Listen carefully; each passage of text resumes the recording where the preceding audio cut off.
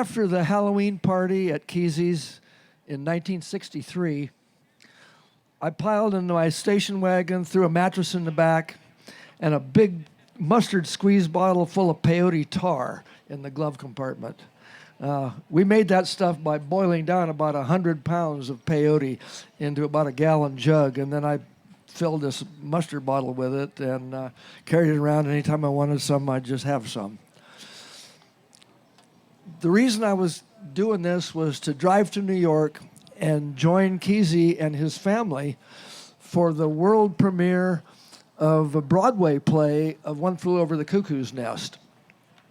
And the resulting episodes that followed that culminated the following year in the Further Bus and the trip across country we did at that time. People often ask me, how's it different today from what it was like in 1964 when you guys took that epic trip? I said, well, that's simple. I said, in 1964, there was nowhere to go and there was nothing to do. There was no scene. There was none of this anywhere in the country. The only places we had to go was to New York, where we were going to see the premiere of the play, and a few friends who lived scattered across the country that we could stop and visit. Other than that, there was nothing. Today, you can't attend even a small fraction of everything that's going on across the country every weekend. Like this, everywhere. It's going on all over the country. And and it's all of you. It's all of you, and it's all of you everywhere, all over the country, that have taken that seed that we planted, and it has flowered and fruited, and it has become an amazing movement, an amazing scene. I usually do these shows with my partner, Brian Hassett, and we centered around a lot of readings and our own views on things, stuff we've written, stuff that others have written, primarily Jack Kerouac. We read a lot of dialogues out of On the Road, which is, On the Road is, as much as the bus, responsible for all this. On the Road changed our minds. It changed our souls. It was the beginning. It was the spark that lit the flame, that became the conflagration that is all of us now. Keeping the beat, boys, frees my soul. Not to get lost in rock and roll, but the music has always been a part of it. From jazz greats Lester Young and Coleman Hawkins, among Cassidy's favorites, through bebop's Diz and Bird, Coltrane and Miles Davis, and Dave Brubeck's milestone Time Out, to the Beatles and the Grateful Dead. Kerouac's many references and descriptions of the various jazz events he and his friends dug in On the Road, John Cleland Holmes' beautiful, evocative novel, The Horn, and live collaborations of Kerouac and other beat poets with jazz musicians such as David Amram set the stage for what was considered cool in the 1950s and led to that wonderful time now called simply the 60s, when we saw Allen Ginsberg with Bob Dylan.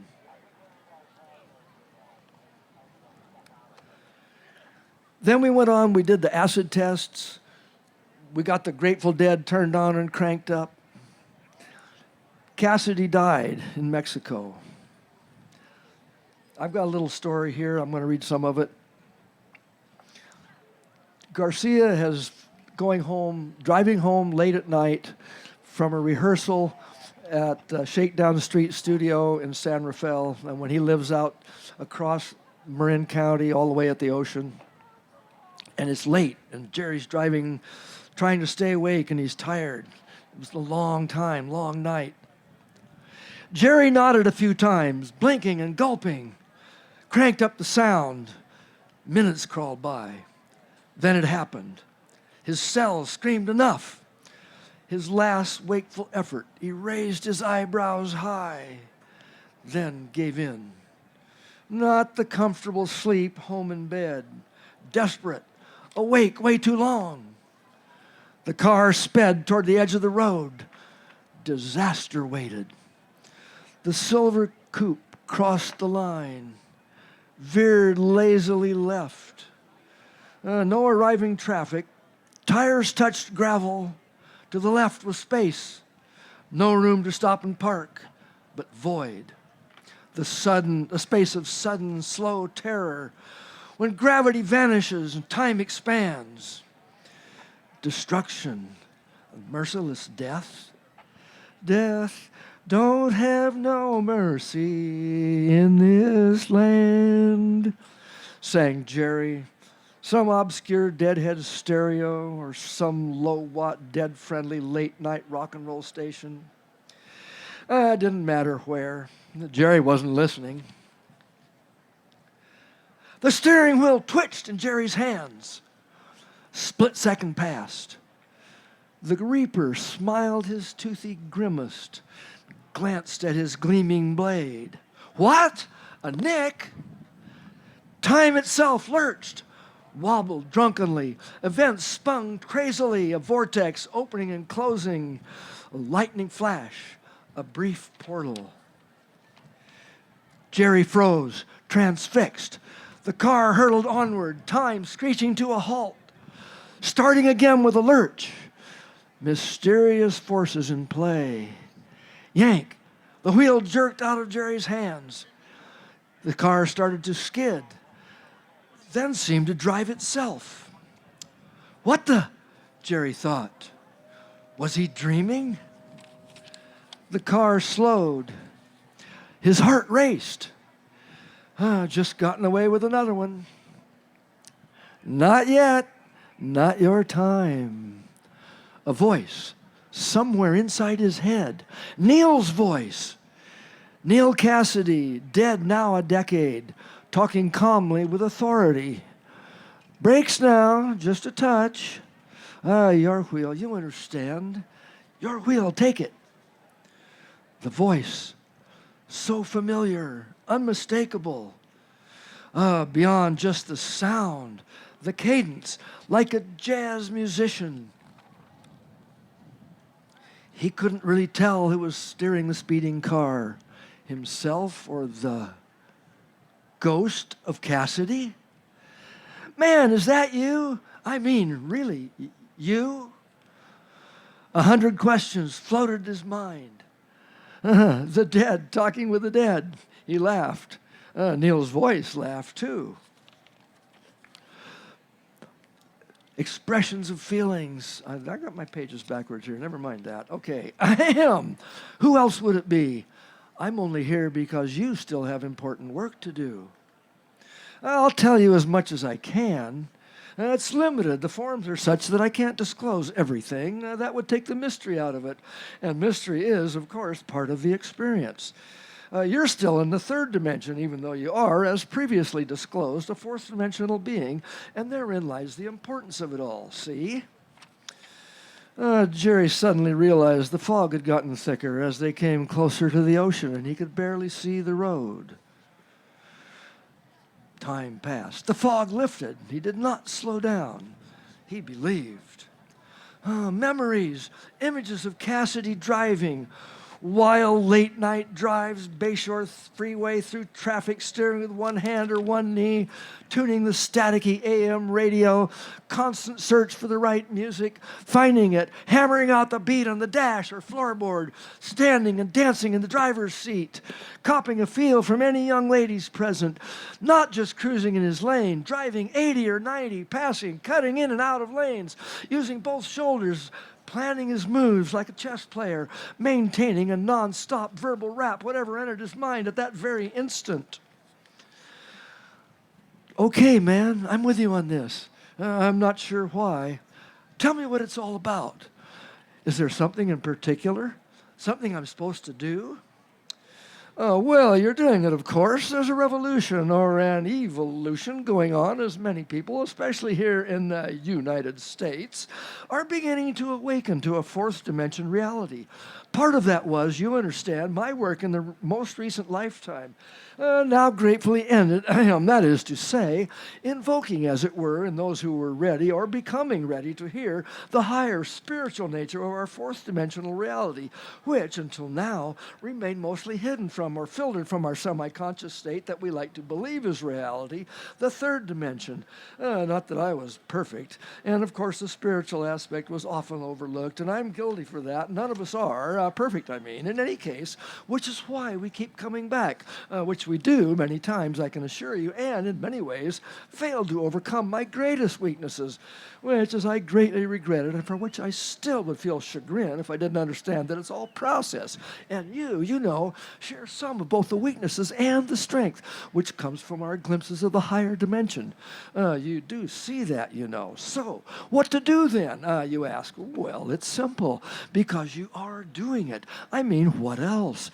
Do what you do, because all these people you play for, they are among the ones who are evolving, the youth.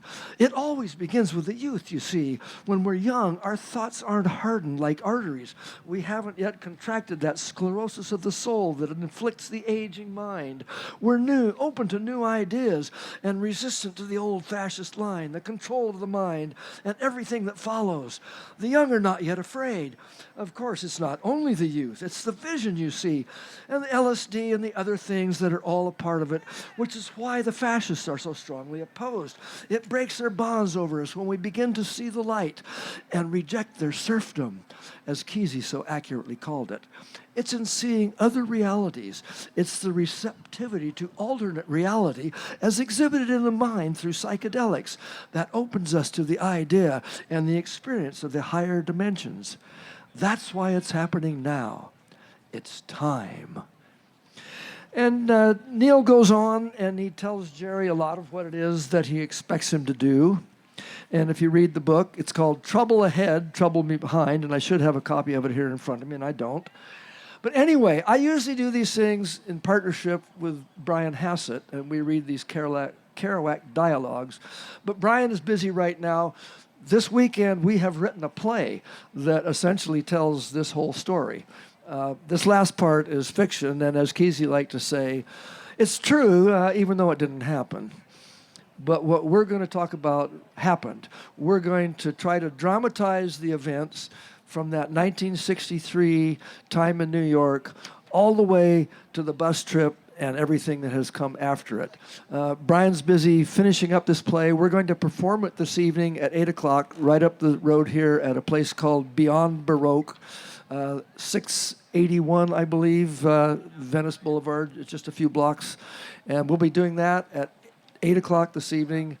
Brian would be here to help entertain you, and he's really good at it. But he's finishing up the writing of this play that took all of 2 days, well, not even all of, 17 hours we wrote this play. We have with us Los Angeles actor S.A. Griffin, who's going to play Ken Kesey in this, as this drama unfolds before, we hope, all of your very eyes this evening. So that's it. Thank you very much. Give Milton, all the musicians, and yourself a huge hand because, like I say, when we started, there was nothing. And now you can't even touch all of it. It has become huge. We're a movement. If we stick together, we can rule this thing. We're a movement, and we can make this happen. So give up your petty differences. Unite together. We are who we are. We're the evolved ones. Let's make this happen, and let's take America back again, and let's make it fun again. Thank you all very much. Mr. George Walker, everybody. Let's hear it for George. Hardly visible. So, George and Neil took that historic trip across the United States.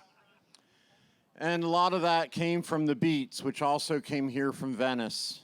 So what you just heard was a beat of the drum that's continuing from a long time ago to today.